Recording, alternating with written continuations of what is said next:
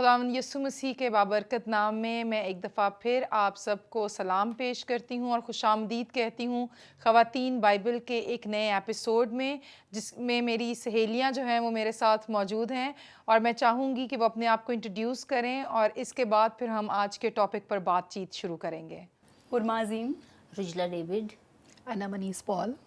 Welcome guys and और आप लोग बहुत अच्छे लग रहे हैं एज़ यूजुअल और आई एम वेरी एक्साइटेड आज जो गुफ्तगू हम करने वाले हैं। आज का जो हमारा टॉपिक है वो अमाल की किताब 5वें बाब में इस कपल का जिक्र है जिनका नाम हननिया और सफ़ीरा है। इस दफ़ा मैंने आपसे गेस नहीं करवाया, इसलिए मैंने कहा थोड़ा चेंज होना चाहिए। लेकिन जब हम इस कपल के बारे में बात करते हैं या इसके नाम को सुनते हैं तो वो क्या थीम्स हैं जो आपके जहन में आते हैं? झूठ, हाँ लालच भी है इसमें, लालच भी है। ज़ाती मफाद। अच्छा, ये सब जो हैं ये बड़ी मनफी सी थोड़ी सी बातें हैं, लेकिन इनिशियली जब मैं इस कपल के बारे में सोचा करती थी तो मुझे ये भी ख्याल आता था कि इनका बड़ा दिल है देने की तरफ। बाद में जो मामलात हुए वो तो तब की बात है, लेकिन इससे पहले कि हम बाकायदा इस पर गुफ्तगू का आगाज़ करें, हम बढ़ते हैं आज के अपने पहले क्लिप की तरफ।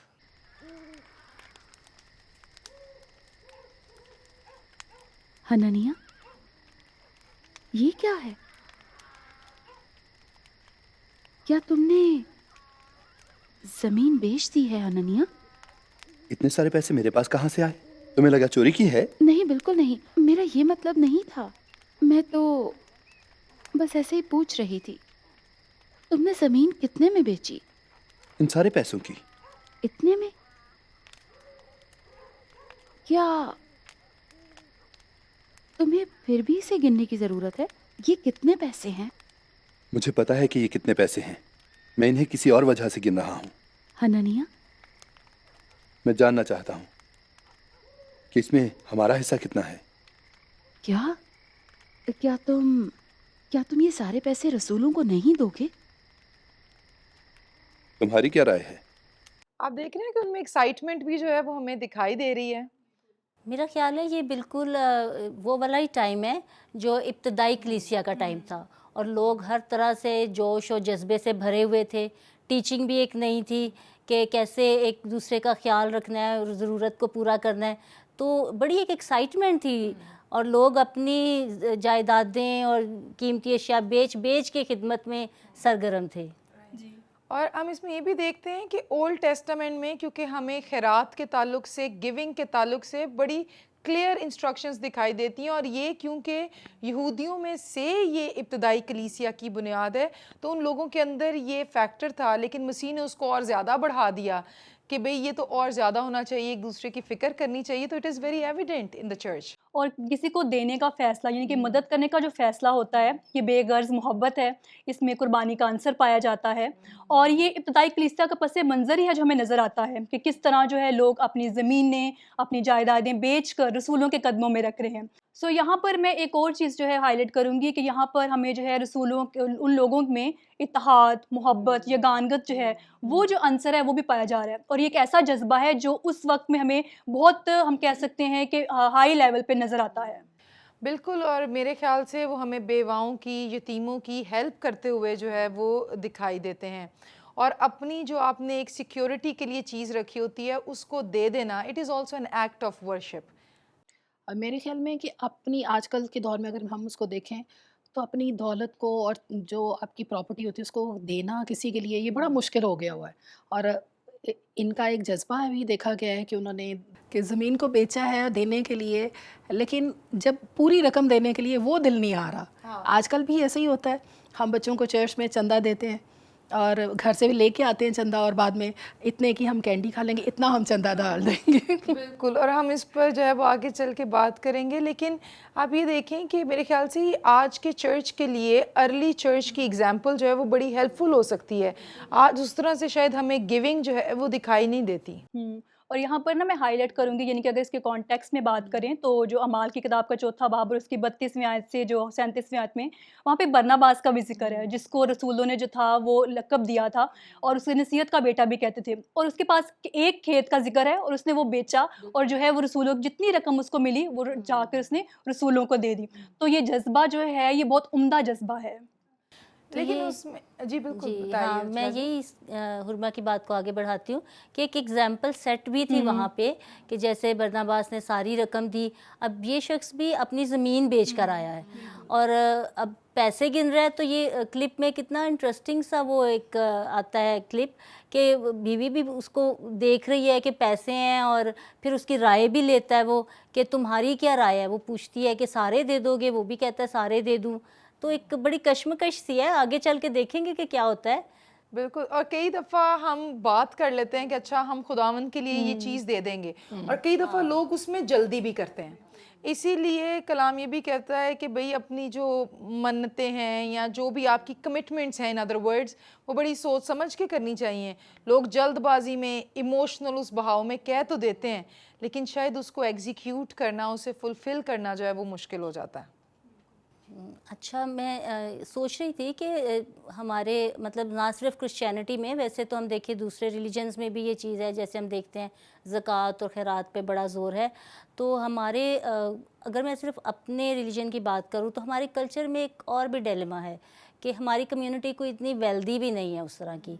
तो जब देने की बात आती है तो कुछ सोच का भी एलिमेंट आ जाता है उसमें। तो बड़ा सोच समझ के, नाप तोल के देने की एक रवायत है। आप लोगों का क्या ख्याल है? बिल्कुल, आप सही कह रही हैं और मैं कहूँगी कि ये रूल कुदस होता है जो आपके दिल में ये बात डालता है कि आपको किसी की मदद करनी है। शागिर्दों को भी देखा जाए या जो भी लोग वहाँ पर थे, तो अगर पहले देखा जाए उनका रद्द-ए-अमल, तो वो स्कैटर्ड थे, वो बिखरे हुए थे, एक-दूसरे से एग्री भी नहीं करते थे किसी बात पर। लेकिन यहाँ पर आए तो उन सब ने जब रूहुल कुदस उनको मिला, यानी कि जब सौदे आसमानी हो गया खुदा यीशु मसीह का, उसके बाद उनको रूहुल कुदस मिल गया, तो रूहुल कुदस ने उनको ये गाइडेंस दी थी कि किस तरह जो है उनको बाकी सारे मामलात को जो है चलाना है, कौन से इंतज़ामात करने हैं। और उन्होंने अपना फ़ोकस रखा कि इबादत पे रखा, बाकी चीज़ों के इंतज़ामात उन्हें दूसरों पे डाल दिए कि वो किस तरह जो है जायदाद वगैरह बेचकर बाकी बिल्कुल, और इंतज़ामात मेरे चलाएँ। ख़्याल से चाहे हम वेल्दी हों, हम वेल्दी ना हों, ये जो गिविंग है ना, ये भी खुदावंद जब तक इंसान पर फ़ज़ल ना करे, उसको समझ ना आए कि इसके साथ बरकत क्या रिलेटेड है, इंसान नहीं दे सकता। अदरवाइज़ कई ऐसे हैं, कोई करोड़पति भी हो सकता है, लेकिन शायद चंदा देते हुए उसका दिल वैसा ही है। जबकि ऑन दी अदर हैंड शायद कोई ऐसा है कि वो बहुत ज़्यादा सोशली स्टेबल नहीं है, इकोनॉमिकली स्टेबल नहीं है, लेकिन उनका दिल खुदावंद के लिए और उसके काम के लिए बहुत बड़ा हो। बिल्कुल रितमा, मैं आपकी बात से मुत्तफ़िक हूँ, बिल्कुल आप सही कह रही हैं और मुझे एक आयत याद आ गई कि खुदावंद खुशी से देने वालों को अज़ीज़ रखता है। वाक़ई ही कि खुदावंद हमारा दिल देखता है कि हम किस नीयत से जो है वो काम कर रहे हैं। और कई दफ़ा चर्चेज़ में ये भी है कि आज शायद लोगों का उस तरह से गिविंग का रुझान थोड़ा-सा इसलिए भी कम है क्योंकि शायद दूसरी साइड पे एडमिनिस्ट्रेटिवली हमें अब वीकनेस दिखाई देती है, या ट्रांसपेरेंसी जो है वो थोड़ी-सी लूज़ हो गई है, तो लोग उस कॉन्फिडेंस से दे नहीं पाते। आप बिल्कुल सही कह रही हैं। मैं एक वाक़या शेयर करना चाहती हूँ, पर्सनल सा है थोड़ा-सा, लेकिन it will encourage many others. एक टाइम था फ्यू इयर्स बैक, मेरे हस्बैंड ने कहा कि आई वुड लाइक कि मैं खुद से इसको डिसबर्स करूँ अपनी टाइट को या जो भी है। तो कुछ अर्सा तो ऐसे चला, फिर पता नहीं क्या मेरे दिल पे, ज़हन पे कुछ बोझ था। मैंने उनके साथ बैठी बात की, मैंने कहा देखें, ये हमारा काम नहीं है, हमने देना है और हमने चर्च में देना है, ये सोच के कि खुदावंद को देना है। ये खुदावंद का काम है और क्या हम अपनी हिकमत को खुदावंद की हिकमत से ज़्यादा समझते हैं? बिल्कुल भी नहीं, ये तो बहुत गलत बात है। तो फिर समझ आई, हमें भी शुक्र है कि बहुत थोड़ा टाइम लगा लेकिन समझ आई, और फिर चर्च में एज़ इट इज़ देना शुरू किया कि ये तो खुदा का काम है, खुदा का मामला है, उस पे ही छोड़ दें। तो आपकी बात ठीक है कि बहुत से लोग सिर्फ इस वजह से कि पता नहीं ये आगे कहाँ और कैसे इस्तेमाल होना है, तो वो रोक लेते हैं और इसके साथ ही हमारी बरकतें भी रुक जाती हैं। और जी, है ना? आजकल मुझे ये अच्छी बात लग रही है क्योंकि चर्चेस में ये शुरू किया गया है काम के, कुछ लोगों के लिए, बेवा के लिए, कुछ बच्चों की तालीम के लिए ये सिलसिला शुरू किया गया है ताकि उनकी ज़रूरतें पूरी की जाए। तो ये मुझे बड़ी अच्छी बात लगती है आजकल जो मौजूदा दौर में हो रही है। और उसमें ये है कि इससे लोगों के अंदर गिविंग के लिए कॉन्फिडेंस भी आता है, लेकिन वही दूसरी तरफ कई दफ़ा लोग जो हैं वो अपनी ब्लेसिंग को या अपनी जो गिविंग है उसको रोक लेते हैं, ये सोच के कि जी सानू की पता है कित्थे जांदा है, सानू की पता है कित्थे लगेगा। बट बात ये है कि आप खुदावंद को दे रहे हैं, आप किसी शख्स को नहीं दे रहे। लेकिन दूसरी तरफ ये भी है कि चर्चेज़ को भी ऐसे सिस्टम्स इंश्योर करने चाहिए। वी आर लिविंग इन 2025, बातें क्लियर होनी चाहिए कि भाई अगर आप इस सर्टन फंड के लिए दे रहे हैं उसकी अकाउंटेबिलिटी ये है। तो बिल्कुल चर्चेज़ में भी ऑडिट हो सकता है। ये वो मामलात हैं जिसमें आपकी कलीसिया स्ट्रॉन्ग होती है और गिविंग के लिए लोगों के अंदर ज़्यादा कॉन्फिडेंस डेवलप होता है। गुफ्तगू को कंटिन्यू करेंगे, I know we have a lot to talk about, लेकिन इससे पहले बढ़ेंगे हम अपने अगले क्लिप की तरफ। मैंने तो सुना है कि जो लोग रसूलों को पैसे देते हैं वो सारे पैसे दे रहे हैं। तुम्हें किसने बोला कि लोग अपने सारे पैसे दे रहे हैं? क्या तुम्हें यकीन है? हाँ, मुझे यकीनी तौर पर तो नहीं पता। ये तो हर शख्स की इनफरादी सूरत हाल पे मुनहसिर है। हाँ, ये सूरत हाल के साथ साथ हर एक की ज़मीन पर भी तो मुनहसिर है। इससे फर्क नहीं पड़ता, तुम इसको ज़मीर कहो या सूरत हाल, मैं तो उतने पैसे ही दूंगा जितने मेरी मर्जी हुई। हननिया, तुम दरअसल सोच क्या रहे हो? 1/4 हिस्सा मैं अपने और घर के लिए रखूंगा, क्योंकि कोई भी नहीं जानता कि मुस्तकबिल में क्या होगा। 1/4? हाँ, तुम इससे मुत्तफिक नहीं? क्या? मैं इसको घर पे ही छुपाऊंगा। तुम मुत्तफिक हो या वापस डाल दूं? हाँ बिल्कुल, मैं राजी हूँ। बेशक हम नहीं जानते कि मुस्तकबिल कैसा होगा, जो बचा हुआ है वो भी कम नहीं। आपने देखा है दूसरा क्लिप, अब बात आगे बढ़ गई है। अब वो अपने फ्यूचर को लेके और अब हम क्या करें वो सब कुछ हमें दिखाई देने लग गया है। यहाँ पे जो मैं देखती हूँ, मुझे ये लगा कि हननिया को, सफ़ीरा को उसको मना करना चाहिए था। जब उसके वो कह रहा है कि मैं इतना हिस्सा रख लूँगा, तो हस्बैंड वाइफ को कई दफ़ा ऐसी चीज़ें हैं जिसमें एक दूसरे का मशावरत में एक दूसरे के साथ बराबर का शरीक होना चाहिए, क्योंकि कई दफ़ा ऐसी चीज़ें होती हैं जो मियाँ और बीवी दोनों के करने से, जैसे आपस में मिल के दुआ या मशावरत से कई चीज़ें रुक जाती हैं जो आसमान तक नहीं पहुँचती। तो बरकतें भी हैं उसमें ऐसी जो रुक जाती हैं।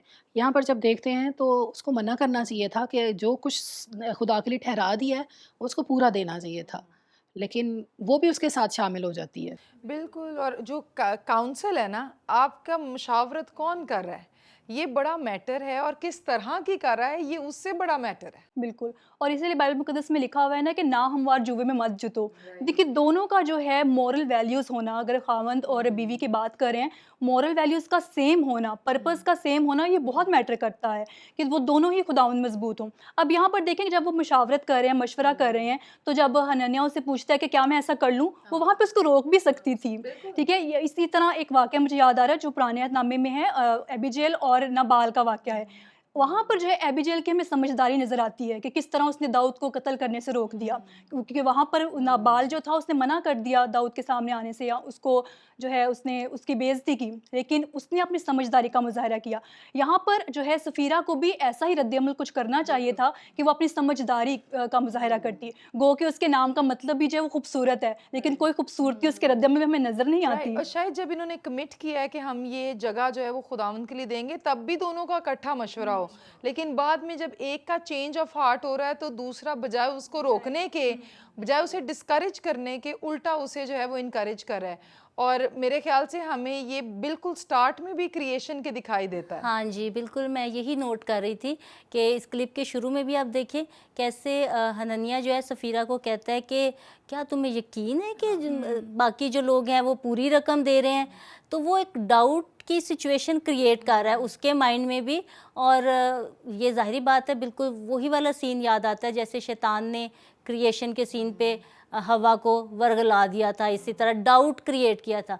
शक जहाँ आ जाता है ना, तो वो चीज़ ज़रूर आपको गुनाह की तरफ लेके जाती है। और अगर हम अमाल की किताब 5वें बाब में जहाँ इस स्टोरी का जिक्र है वहाँ भी पढ़ें, तो जब रसूल जो है वो उसे कन्फ्रंट कर रहे हैं तो उसे कहता है कि शैतान ने तेरे दिल में ये बात जो डाली है, तो वो ये बिल्कुल वही है। और जैसे कि जब आदम और हवा की बात होती है तो खुदावंद ने भी उसे कहा कि तुझे ये किसने बताया कि तू नंगा है, तो हमने तो तुम्हें नहीं बताया ये बात। तो उसने मुझे कहा कि नहीं, खुदा ने कहा है तुम ये खा लो फल, नहीं तुम नहीं मरोगे। सो हम देखते हैं कि शैतान का जो एक तरीक़ेकार है काम करने का, जो खुदावंद ने बातचीत कही होती है वो हमेशा एक तो उसका उलट करता है, और दूसरा जो बिलीवर्स हैं, जो ईमानदार हैं, उनके दिल में जो है वो डाउट डालता है, या डाउट डालेगा या फियर डाल देगा। और यहाँ पर ये ड्रिवन बाय फियर हैं। वो कह रहे हैं हमें भी अपने फ्यूचर के बारे में सोचना चाहिए। और कई दफ़ा लोग अपनी कमिटमेंट्स फ्यूचर के खौफ से, साढ़े बच्चे अली की रह जाएगा, हमारे बच्चों के साथ क्या होगा, हम बूढ़े होंगे तो क्या होगा, हम इसलिए कई दफ़ा खुदावंद को उसके दिए में से ही देना नहीं चाहते हैं। बिल्कुल। और शैतान ऐसे ही काम करता है कि वो कमज़ोर लोगों को ढूँढता है कि जिनका ईमान कमज़ोर है, जो रूहानी नहीं है, जो रूहानियत में मज़बूत नहीं है। गो के बाकी लोग थे जिन्होंने जो कर रहे थे सारे अपनी जायदादें बेच रहे थे, उनका ईमान मज़बूत था, लेकिन उसने उन लोगों को चुना जिनका ईमान कमज़ोर था। उसे पता था कि अगर मैं ख़्याल डालूँगा तो ये डामाडोल हो जाएँगे, और उसने उसका भरपूर इस्तेमाल किया। बिल्कुल। और कई दफ़ा हम जो लोग हमारे ऑपोजिट कर रहे होते हैं, यानी अब ऐसा नहीं कि उस वक्त में लोग पूरा पूरा नहीं दे रहे होंगे, उनकी मिसाल नहीं लिया कि देखो वो फ़लाँ ने भी तो दिया था, खुदावंद उसकी ज़रूरतें पूरी कर रहा है, वो उसने भी दिया था, खुदावंद उसकी ज़रूरत। उन्होंने कहा कि नहीं, लगता नहीं है कि सारे जो है वो दे रहे हैं। तो हम हमेशा वो वाली मिसालें ढूंढते हैं जो हमारी सोच को कॉम्प्लीमेंट कर रही होती जो हैं, हमारी सिचुएशन को फिट हो रही है, जो बिल्कुल। हमारे उस ग्रीड को सेटिस्फाई कर रही है। ऐसी है। तो हम अपने टॉपिक को याद रखिए कि लालच एक मेन एलिमेंट है जो इसमें चल रहा है। बिल्कुल, ऐसी है। क्योंकि मैंने देखा है कि जो आप एक दफ़ा खुदा के लिए सोच लेते हो, आपको उस पे अमल कर लेना चाहिए। सेकंड थॉट नहीं आना चाहिए उसमें फिर, क्योंकि इनका भी सेकंड थॉट आया जिस वजह से वो उस बरकत को रोक लिया उसने। और बाइबल में बारहा लिखा है कि तू खुदा के लिए अपनी मन्नतें जो हैं वो पूरी कर, उसमें ताख़ीर ना कर। तो जब बिल्कुल आप पहले तो जल्दबाजी ना करें, अगर आप कॉन्फिडेंट नहीं है तो अपनी ज़ुबान से ऐसी बात ना निकालें और यहाँ ऐसा कोई वादा ना ठहराएं, बिल्कुल पूरा नहीं कर सकते। कई दफ़ा लोग चर्चेज़ में इमोशनल होके या देखा देखी दूसरा कर रहा है तो हमारे भी ख़ानदान का नाम होगा, हम भी जी इतना देंगे। वो बाद में जाके एनालिसिस करते हैं, नहीं असी तो इतना नहीं दे सकते। सो फिर जो है ना, यहाँ पर मामला जो गलत हो जाता है। इसलिए इंसान अपनी ज़ुबान से जल्दबाजी में ये बातें ना निकालें। कंपैरिजन देख रहे हैं हम यहाँ पर, और मैं बात करूँगी कि दूसरे, जैसे आपने भी कहा कि किसी और को देखा देखी वैसा काम आप मत करें। और वाकई हमें जो है नन्या और सफ़ीरा शायद वो बन्नाबास को देख के कह रहे हों कि अगर उसने पूरा खेत दिया तो हमें भी चाहिए कि हम अपनी जायदाद का भी दें। हमें लोगों की नज़रों में ना इज्जत चाह रहे होते हैं, बिल्कुल। हम चाहते हैं कि वो हमारी इज्जत करें, लेकिन याद रखें कि जब हम खुदावन के लिए करें ना, तो फिर लोगों के सामने दिखावा करने की हमें ज़रूरत नहीं होनी चाहिए है। बाइबल कहती है कि अगर बिल्कुल तेरा exactly। जो है वो दहना हाथ दे रहा है तो बिल्कुल। बाएं को तो पता भी ना चले। बिल्कुल। लेकिन अब आप हम ये भी एक ट्रेंड देखते हैं जिसको मैं बिल्कुल डिस्करेज करना चाहती हूँ। कई दफ़ा लोग कहते हैं जी ये फ़लाँ आप करेंगे तो आपका नाम यहाँ लिखा जाएगा और ये होगा। उससे हम लोगों के अंदर, शायद आपने वैसे नहीं सोचा, आपकी मोटिवेशन, लेकिन लोगों के अंदर अगर अपना नाम दिखाने के लिए, तो फिर तो आप अपना अजर पा चुके हैं। बिल्कुल अपनी बढ़ोतरी चाह रहे बिल्कुल होते हैं ऐसे ही है रितमा। मैं बात यही करूँगी भाई, सॉरी अगर कोई ऑफेंड हो तो, लेकिन होता है ऐसे ही कि अगर कोई चीज़ दे रहे हैं तो बड़ी सोशल मीडिया पे उसकी तस्वीरें भी जा रही हैं देते हुए। मुझे बताएं कि इसके पीछे क्या मकसद है? क्या आप अपने नाम को जलाल दे रहे हैं या खुदावंद के नाम को जलाल दे रहे हैं? मकसद तो ये होना चाहिए कि खुदावंद के नाम को जलाल मिले, और वो आप खामोशी में करेंगे तो मेरे ख्याल में ज़्यादा पुरजलाल बात है। बिल्कुल। और खुदावंद ने कहा कि जब तुम ऐसे देते हो, ठीक है, तो तुम अपना अजर जो है, यानी ये आसमान पर कटा करते हो। और अगर तुम इस तरह कर रहे हो तो फिर यहाँ पर मामला सेटल हो गया, कल को तुम किसी चीज़ की जो है वो उम्मीद ना रखें। तो बिल्कुल लालच जो है ना, वो लालच चाहे रुपए पैसे का हो, काम यहाँ से शुरू होता है। उसके साथ फिर अपना नाम करने का लालच, ये भी तो लालच की एक फॉर्म है ना, कि भाई हम नज़र आएँ। किसी ने 10,000 दिया है तो हम कहेंगे जी हमारे ख़ानदान ने 15,000 दिया है, तो ये तो आपने मुकाबलेबाजी के लिए दिया। खुदावंद कहेगा भाई किसके लिए दिया है, मुझे तो नहीं दिया तुम लोगों ने। तो बिल्कुल मेरे ख्याल से इसमें हमें जो है वो बड़ा अपनी गिविंग में हमारी, हम क्यों दे रहे हैं, इन मामलात में जो है वो क्लियर रहने की ज़रूरत है। हम अभी यहाँ पर लेंगे एक छोटा सा ब्रेक के बाद वापस आएंगे और अपने अगले क्लिप की जानिब बढ़ेंगे।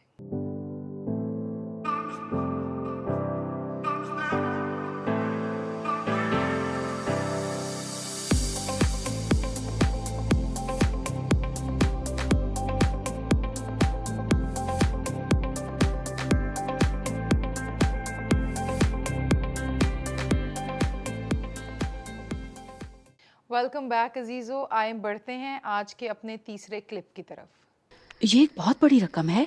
50 सिक्के। ओह, 50 सिक्के बहुत ज्यादा हैं। क्या मैं और निकाल लूं? नहीं, मैं बस ये बोल रही हूँ कि ये हदिया भी रसूलों के लिए बहुत ज्यादा है। यही तो मैं शुरू से बोल रहा हूँ। 50 सिक्के बहुत ही अच्छा हदिया है। हम तो फख्र से पतरस और बाकी के शागिर्दों के हुजूर देंगे। जब कल हम रसूलों के पास जाएंगे, हम उनको कितने बताएं कि कितने में हमने जमीन बेची है। सिर्फ 50 सिक्के? 50 सिक्कों से ज्यादा नहीं। सही कहा हननिया। हाँ, जमीन की कीमत ही 50 सिक्के है। आपने तीसरा क्लिप भी देखा, फाइनल क्लिप, और देखें कि एक गलत काम करने के लिए वो कैसे उसको जस्टिफाई कर रहे हैं। शो ऑफ करने की कोशिश कर रहे हैं कि हम इतना हिस्सा देंगे और ये हमारे लिए बहुत ज़्यादा होगा रसूलों के लिए। मतलब 50 सिक्के हम दे रहे हैं, ये तो बहुत बड़ी बात है। इंसान खुदा के दिए हुए को नहीं देखता कि खुदा ने कितने ज्यादा सिक्के दिए हैं, वो उसमें से ही इतने दे के समझता है कि मैं तो भाई बहुत बड़ा काम कर रहा जैसे कोई एहसान किया जा रहा है किसी एग्जैक्टली। पर। और उसमें भी वो वही बात आ गई कि हम तो पतरस के सामने बड़े फ़ख्र से ये देंगे, यानी कि उनको यही है कि हमारा फिर नाम होगा और उस पर वो प्राउड फील कर रहे हैं। और देखें कि गुनाह किस तरह से जो है ना वो सीप इन करता है कि उनको फील ही नहीं हो रहा कि हम गलत कर रहे हैं, इसका क्या कॉन्सिक्वेंस हो सकता है। और मेरे ख्याल से आज भी जब लोग गुनाह में मुब्तला होते हैं, खा वो किसी भी किस्म का हो, उस वक्त जब मंसूबाबंदी हो रही होती है, जब हमारे ज़हन में ख्यालात चल रहे होते हैं, हम उस टाइम समझते हैं सब हरा रहा है, किसी को पता नहीं चलेगा। लेकिन जो बात हम भूल जाते हैं कि खुदावन जो है वो हमाजा वक्त हर जगह मौजूद है और उसकी आंखें ज़मीन पर लगी हुई हैं और उससे कुछ भी छुप नहीं सकता। बिल्कुल आप सही कह रही हैं। और इतना ये कोट याद आ गई कि लिखा होता कि वो गुनाह वहाँ पे करो जहाँ पे खुदा नहीं है। तो हम कैसे छुप सकते हैं खुदावंद की नज़र से, हम कैसे उससे झूठ बोल सकते हैं। और यहाँ पर जो हम देख रहे हैं क्लिप में, जिस तरह के वो कर रहे हैं, प्लानिंग कर रहे हैं कि अच्छा हम ऐसा करेंगे वैसा करेंगे, हम क्यों भूल जाते हैं कि खुदावंद तो जो है वो हर वक्त देख रहा है। और फिर झूठ जो है, हम अक्सर जो है ना झूठ को बहुत छोटी चीज़ समझते हैं, लेकिन हर एक गुनाह की शुरुआत किससे होती है? झूठ से ही होती है। और हमें कहते हैं शैतान को झूठ का बाप कहा जाता है। तो जब हमने वो झूठ बोल दिया तो मतलब कि हम उसकी कैटेगरी में आ गए, हमने उसको अपने ऊपर हावी कर दिया। और ज़बूर नवीस कहता है ज़बूर 139 में कि खुदावन तेरी रूह से बचकर मैं कहाँ जा सकता हूँ, ना आसमान पर जा सकता हूँ, वहाँ भी तू है। अगर मैं पाताल में उतर जाऊँगा तो तेरा हाथ वहाँ भी मुझे जो है वो संभाल लेगा और रास्ता दिखाएगा। इन अदर वर्ड्स वो ये कह रहा है कि भाई कोई जगह है ही नहीं जहाँ पर खुदावन से छुपा जा सके। तो आप चाहे सिक्के छुपा रहे हैं, चाहे आप अपने टैलेंट्स छुपा रहे हैं, चाहे आप अपनी फैमिलीज़ में कोई इस तरह के मामलात छुपा रहे हैं, इंसान को धोखा दिया जा सकता है, खुदावंद को धोखा नहीं दिया जा सकता। और हर गुनाह का तो देखिए कॉन्सिक्वेंस है, नतीजा निकलता है। इसमें जैसे कि क्या होता है दोनों का एंड, वो झूठ बोलते हैं और फिर आखिर में वो मर जाते हैं। बिल्कुल। और वहाँ पे एक बड़ी इंटरेस्टिंग चीज़ अमाल की किताब में ये भी कि जब ये जाता है तो पतरस को पहले से वो बात पता होती है और हमें इससे पता चलता है कि खुदावंद अपने लोगों पर इन बातों को जाहिर करता है। तो वो उसे कहता है कि तूने रूहुल खुद से झूठ बोला, और थोड़ा आगे चलकर अगली आयत में वो कहता है तूने खुदा से झूठ बोला। यानी यहाँ पर वो इसको ये भी सिखा रहा है कि खुदा का रूह जो है वो खुदा है, यानी कि Holi spirit is the third person of the Trinity. तो तूने कैसे जुर्रत की कि तूने खुदा से झूठ बोला। और हम देखते हैं कि खुदा के बंदे को पहले से पता था कि ये किस तरह से झूठ बोल रहा है। को दोबारा पूछता भी है कि क्या ये इतने में ही बिकी। फिर उसकी बीवी, जब हम देखते हैं वो हननिया का, मूसा की शरीयत में हम देखते हैं कि उसमें खुदा के 10 अहकाम जब खुदा देता है उसमें लिखा है झूठ नहीं बोलना, झूठी गवाही नहीं देनी। फिर उसकी बीवी उसके साथ मिलकर झूठ भी बोल रही है और झूठी गवाही भी दे रही है कि हाँ ये इतने ही थे। बिल्कुल, वहाँ पे तो चले लिखा है ना कि तो अपने पड़ोसी के घर की किसी चीज़ का लालच ना करना। इन अदर वर्ड्स शरीयत आपको ये सिखाती है कि भाई किसी चीज़ का लालच नहीं करना और झूठी गवाही नहीं देनी। और मेरे ख्याल से हमें यहाँ पर बात करनी चाहिए, ना सिर्फ अपने घरों में बल्कि कई दफ़ा हम इतने ज़्यादा इन चीज़ों से मुतासर होते हैं कि हम खुदा के खादिमों के सामने, कलीसिया के सामने झूठी गवाही देने से बाज नहीं आते और बड़ी जुर्रत से हम कह देते हैं कि भाई नहीं नहीं नहीं ऐते जी इंज होया ही नहीं सी। और इससे नज़र आता है कि आज प्रेजेंट कलीसिया में कितना को खुदावंद का खौफ है। और खुदावंद आपको मौके भी देता है। जैसे कि हम देखते हैं कि सफ़ीरा को जब उसके हस्बैंड की डेथ हो गई है, 3 घंटे बाद वो जब उनके सामने गई है, तो उससे वो दोबारा खुदावंद ने उसको एक मौका दिया कि शायद वो अपने जो उसने फ़ैसला किया उसको बदल दे। लेकिन फिर भी वो कायम रहती है अपने फ़ैसले पर और वो वही बात को दोहराती है और उसका भी अंजाम वही होता है जो हमारे पास अनन्या को मिलने को। अच्छा वो देखिए, ये शायद समझ रही होती है कि मेरा तो झूठ नहीं हाँ पकड़ा जाएगा, लेकिन खुदा के सामने कोई चीज़ भी नहीं छुपती। हाँ, देखें कि कैसी इंटरेस्टिंग सी बात लगती है। ये सब कुछ वही इब्तदाई कलीसिया और नए अहदनामे के टाइम पे हो रहा है कि एक वो जो फ़ौरन गुनाह का जो है सज़ा मिल गई, गुनाह की मजदूरी मौत है, और वो फ़ौरन देखने में, जबकि ये चीज़ हम पुराने अहदनामे में बहुत देखते थे, वो देयर एंड देन वाली बात के फ़ैसला हो गया। काफ़ी मिसालें हैं, लेकिन मुझे जो याद आ रही है, एक अकन की स्टोरी याद आती है, जब वो खुदावंद ने मना किया कि जेरिको में कुछ आपने नहीं, मतलब जो चीज़ें हैं वो खुदावंद के लिए मखसूस कर दे, तो वहाँ पे उसने लालच किया और कुछ चीज़ें उसने छुपा ली। तो कॉन्सिक्वेंस क्या हुआ कि देखें वो ऐसे नहीं बेसज़ा नहीं छूटा।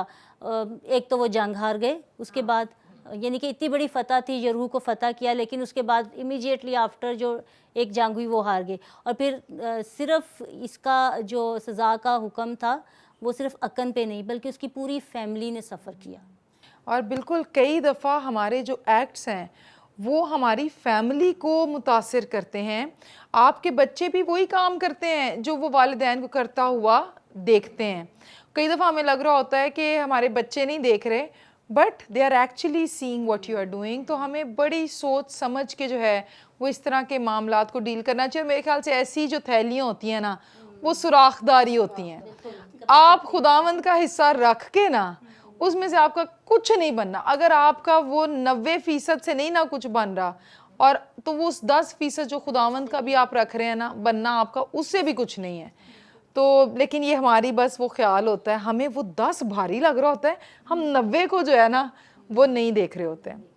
यहूदा इस्करियोती के बारे में क्या ख्याल है? मुझे आपने तो वो भी याद आ थैली गया। की बात की तो मेरे जहन में बिल्कुल वही बात आ रही थी, बिल्कुल ऐसे ही है। और देख लें कि वो यीशु मसीह के साथ रहता था। तो you can be in the church and yet आपका जो दिल है वो गुनाह की तरफ माइल हो सकता है। और यहाँ पर ये कि अगर कलाम की कमी होगी, आपको जो है शैतान जब आपके दिल में कोई ख्याल डालता है तो आपको कलाम के वसीले से जो है उसका सामना करना है। बिल्कुल जब खुदावंद यीशु मसीह पे आजमाइशें आती हैं तो उन्होंने कलाम में से रेफरेंसेस दे दे के जो था शैतान को वहाँ पर चुप करवाया। तो आज हमें भी जो है खुदावंद के कलाम को अपने दिल में रखना है, जैसा दाऊद नबी कहता है, ताकि मैं तेरे खिलाफ गुनाह ना करूँ। तो जब कलाम हमें याद होगा, गो कि हम इंसान हैं, हमें थॉट्स आते हैं, यानी कि नेगेटिव भी होंगे पॉजिटिव भी होंगे। उन नेगेटिव थॉट्स को हमने किस तरह पॉजिटिव थॉट से जो है वो चेंज करना है, ये खुदावंद के कलाम के वसीला से मुमकिन हो सकता है। बिल्कुल। और मुझे इसे भी ख्याल आ रहा है कि वही बात फिर से कि उन शायद ये सोचते होंगे कि बाकी भी तो इतना दे रहे हैं, तो अब तो रसूलों के पास बहुत ज़्यादा है। बात ये रसूलों को तो नहीं दे रहे, खुदावंद को दे रहे हैं। आज कई दफ़ा कलीसियाओं में लोग कहते हैं, लो जी पादरी साहबान तो इतने अमीर ने, वो तो जी इतने इतने बड़े गिरजे हैं, वो तो जी फलां जगह से फंडिंग आ रही है, ये हमारे देने से क्या होगा? आपके देने से वो बरकत का ताल्लुक आपके और आपके घराने के साथ है। उनके पास क्या है, किसी के पास कितना है, ये उनका और खुदा का मामला है। हम उसमें कई दफ़ा बहुत ज़्यादा मैंने देखा है कि कलीसिया ना जजमेंटल होती जा रही है। तो ये भी जो एक रवैया है, हमें इसे भी डिस्करेज करने की ज़रूरत है। ना लालच करें, ना तनकीद करें। जो तनकीद है वो बराए इस्लाह होनी चाहिए। बिल्कुल, और लालच के साथ साथ वही कि मटीरियलिस्टिक सोच ये नहीं होनी चाहिए। कलाम में बारहा लिखा हुआ है कि रुपए पैसे का लालच और उस पर डिपेंडेंसी जो है वो नहीं, सिर्फ खुदावंद पे अपना सारा बोझ और अपनी सारी फ़िक्र डालनी चाहिए। बड़ा क्लियर मुझे रेफरेंस करंथियों में है शायद कि ज़र की दौलत से खाली रहो, ज़र की दोस्ती से खाली दोस्ती रहें, से, ये जी इब्रानियों सॉरी में। बिल्कुल इब्रानियों में दोनों चीज़ें गलत होगी। बहरहाल ज़र की दोस्ती से खाली रहो और उसी पर कनायत करो जो तुम्हारे हाथ में। हाँ बिल्कुल। तो ये जो कनात का एलिमेंट है ना कि भाई अगर मेरे पास 2 मरले हैं तो किसी के 5 मरले से मेरा कंसर्न नहीं होना चाहिए। मुझे खुदावंद की शुक्रगुजारी उस 2 मरले के लिए करनी चाहिए। हम कई दफ़ा ऊपर की तरफ देखते हैं, लेकिन हम नहीं देखते कि शायद किसी के पास वो भी नहीं है जो खुदावंद ने हमें उससे शुक्रगुजारी का जो अंसर है ना वो पैदा होता है। तो फ्रेंड्स, आप जो हमें देख रहे हैं, हमारे साथ हैं, आपको भी हम इनकरेज करना चाहते हैं, लालच से अपने दिल को जो है वो पाक रखें। ये जो फ्यूचर का खौफ है, शायद आज आप अपने आपको सोचने की ज़रूरत है कि वो कौन से मामलात हैं जिनमें आप खुदावंद पर जो है वो भरोसा नहीं करें। शायद आप रुपए पैसे की शॉर्टेज का शिकार हैं, इतनी आमदन नहीं है, मगर जितनी है क्या उसमें आप शुक्रगुजारी कर रहे हैं? खुदावंद आपकी ज़रूरियात को पूरा करने की कुदरत रखता है, वो आपके ज़राए को बढ़ाने की कुदरत रखता है। शर्त यह है कि हम लालच ना करें, किसी और की चीज़ों को देखकर हसद ना करें, बल्कि खुदावंद पर भरोसा करें कि वो हमारी सूरत हाल को जो है वो बदल सकता है। वो हमारी 5 रोटियों और 2 मछलियों को जो है वो बरकत दे सकता है। तो अगर वो 5000 को खिला सकता है तो वो आपको और आपके घराने को भी खिला सकता है। जो हिस्सा खुदावंद का है वो खुदावंद को दीजिए, और जो हिस्सा उसने आपके लिए दिया है उसको रखें, ताकि आप अपनी बरकत को जो है वो खो ना दें। रितमा बाजी, कई दफ़ा हम अपने फ्यूचर को लेके बड़े परेशान हो जाते हैं कि हमारे बच्चों की फ़ीसें कहाँ से आएंगी, हमारे घर का कैसे सिलसिला चलेगा। तो हम ये सारी चीज़ें अपने ओन पे सोच रहे होते हैं। हमारा भरोसा और ईमान शायद कहीं एक तरफ हो जाता है कि खुदा जो हमारी ज़िंदगी जो चरिंद परिंद को देने वाला है वो हमारी ज़रूरतों को भी पूरा करता है। तो मैं इसमें देखती हूँ कि हमारा ईमान और भरोसा जो है ना वो खुदा पर होना चाहिए, ना कि किसी इंसान पर या अपनी अपनी ज़ात पर कि हमने इतने कमाए हैं, इतने रख लें, इतने कर लें। तो इस तरह से नहीं होना चाहिए। मुझे ईमान और भरोसा खुदा पे होना चाहिए कि वो हमारी ज़रूरतों को पूरा करे। बेशक मुस्तकबिल के बारे में सोचना गलत नहीं है, लेकिन अगर हम इस तरह से सोचते हैं तो वो मेरा ख्याल है कि कुछ गलत और होता है। यीशु मसीह ने इसीलिए कहा कि तुम कल की बाबत जो है वो फिक्र ना करो, कल अपनी फिक्र आप कर लेगा, आज के लिए आज का दुख जो है वो काफ़ी है।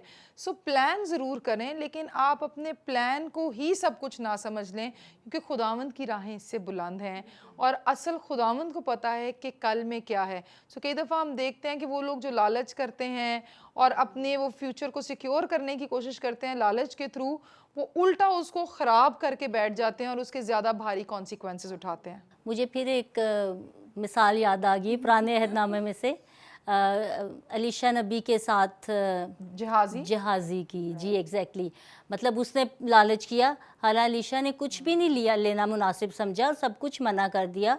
तो उसके दिल में लालच आया कि ये कैसे हो सकता है कि चलो इसने मना कर दिया तो मैं चुपके से, वही बात कि उसने कहा कि मैं चुपके से कर लेता हूँ, और जाके उसने सारी चीज़ें तलब की नुमान से। तो जब उसने तलब कर ली और अलीशा नबी को पता चला कि जहाज़ी ये तुमने क्या किया है, और तो देखिए वही बीमारी जो नमान को थी उस पर आ गया। और फिर सिर्फ ये नहीं, मैं इतनी सरप्राइज थी ये चीज़ पढ़ के कि वो सज़ा सिर्फ उस तक नहीं रही, वही बात उसने कहा कि तेरी जनरेशन में आगे ये कंटिन्यू रहेगा। तो ये इतनी बड़ी बात थी ना कि जब मैंने, मतलब हम हमेशा पढ़ते हैं ये स्टोरी, लेकिन पर्टिकुलरली ये बात जब मैंने पढ़ी तो मैं इतनी, मतलब इट वाज सो स्केरी कि नस्ल दर नस्ल, शायद इसी को कहते थे जनरेशनल कर्सेस। और अभी भी देखें तो आजकल के दौर में भी ऐसा होता है कि फ़ादर अगर घर पे हैं, बेल बजती है और कोई पूछता है जी पापा से मिलना, कहते हैं जी पापा तो घर पे नहीं है, हालांकि फादर अंदर उसके सो रहे होते हैं। ऐसे ही हम बच्चों को खुद से ये चीज़ें सिखा रहे हैं, वही जो नस्ल दर नस्ल। और लालच और झूठ का देखें कि एक बड़ा ना कॉम्बिनेशन जो है वो हमें पूरी बाइबल में दिखाई दे रहा है। और हम किसके लिए करते हैं? इंसान अपने बच्चों के लिए करता है, लेकिन अगर आप अपने बच्चों को लालच से किसी का हक मार के या खुदावंद का जो हिस्सा है वो रख के दे रहे हैं, तो आप अपने बच्चों को क्या चीज़ फीड कर रहे हैं? आप एक्चुअली अपने बच्चों का मुस्तकबिल भी जो है वो एट स्टेक लगा रहे हैं। तो मेरी ये पर्सनल ऑब्जर्वेशन है, मैं ये तो नहीं कह सकती कि भाई ये कोई रूल हमें नज़र आ रहा है, लेकिन मैंने देखा है कि जो लोग खुदावंद के पैसे के साथ हेर फेर करते हैं वो वक्ती तौर पर तो बड़ा फ्लरिश करते हैं, और आप देखेंगे कि भी उनके बच्चों के पास शायद गाड़ियां हैं, लेकिन मैंने देखा है कि उनके बच्चों की तरबियत में आपको वो फ्लॉ दिखाई देगा। और सारे मामलात खुदावंद ने आखिरी दिन के लिए नहीं रखने, बिल्कुल यहाँ पर कई मामलात जो है ना वो तय हो जाते। बिल्कुल, इतना बिल्कुल सही कह रही हैं आप। हम ना भूल जाते हैं कि एक खादम की मिरास खुदावंद है, लेकिन हम क्या करते हैं कि हमारी समझते हैं खादम की मिरास क्या है, दौलत होगी, जायदाद होगी, वो अपनी जायदाद बना ले, ये मिरास है। लेकिन हमें याद रखना है, इब्तदाई कलीसिया के दौर को याद रखना है कि उनकी मिरास क्या था, सिर्फ खुदा। आज हमें भी इस चीज़ की ज़रूरत है कि हम इसी चीज़ पे फोकस करें कि हमारी मिरास खुदावंद है और कोई चीज़ नहीं है। बिल्कुल, लावी काहिन जो थे उनका हिस्सा क्या था? खुदावंद ही कुछ उनका भी नहीं हिस्सा था, था, वो बिल्कुल। खिदमत ना किया उनके करते हिस्से में थे। ज़मीन थी। बिल्कुल, तो खुदा खुदावंद उनकी ज़रूरतें पूरी करता था। आज शायद जो मिनिस्ट्री में लोग हैं, उन्होंने भी अपने फ़ोकस को थोड़ा-सा जो है, थोड़ा नहीं, कई दफ़ा ज़्यादा भी, हम कहते हैं हम बचा लें, अपने बच्चों के लिए रख लें ये वो। और I am so sorry to say आपको उनके बच्चों को, क्योंकि आप जब वक़्त से पहले और ज़रूरत से ज़्यादा अपने बच्चे को दे देते हैं, उन बच्चों में ना आपको शुक्रगुज़ारी, ना कई दफ़ा तमीज़ का आंसर दिखाई दे, यानी बेसिक एटिकेट्स उन बच्चों में नहीं होते और उन्हें लगता है कि ये सारे हमें ही सर्व करने के लिए हैं। तो कोई उनके टम्बलर्स उठा रहा है, तो कोई बोतलें उठा रहा है। उन बच्चों को अपनी बेसिक भी करने का पता नहीं होता। तो हाँ, बिल्कुल देखें, तो ये भी अगर अदालत नहीं है, तो फिर और क्या है?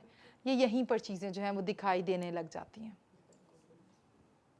मेरे अजीज़ों, अगर आज आप रुपए पैसे की मुश्किल में हैं, तो मैं आपके लिए दुआ करना चाहती हूँ, लेकिन इसके साथ-साथ अगर आप अपने हालात को लेकर खुदावंद पर भरोसा नहीं कर रहे, बल्कि आपने फ़िक्रमंदी से ही अपने आप को परेशान कर रखा है, तो याद रखें कि परेशान होने से हालात नहीं बदलते, बल्कि खुदावंद पर भरोसा करने से और मेहनत करते रहने से हालात में तब्दीली आती है। क्योंकि खुदावंद का कलाम कहता है कि माँगो तो तुम्हें दिया जाएगा। और जब हम बुरे होकर अपने बच्चों को अच्छी चीज़ें देना जानते हैं, तो वो तो हमारा आसमानी बाप है, वो क्यों हमें अच्छी चीज़ें ना देगा। मैं आपके लिए दुआ करना चाहती हूँ।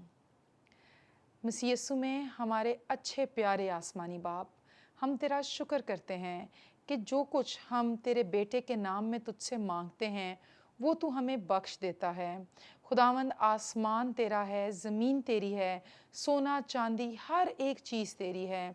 खुदावंद, जितने बहन भाई इस वक्त इस मुश्किल में हैं, रुपए पैसे की मुश्किल में हैं, घर में हालात में तंगी है, खुदावंद नौकरी नहीं है, तो मैं दुआ करती हूँ यीशु मसीह के नाम में, खुदावंद तू उनके लिए ज़राए मुहैया कर।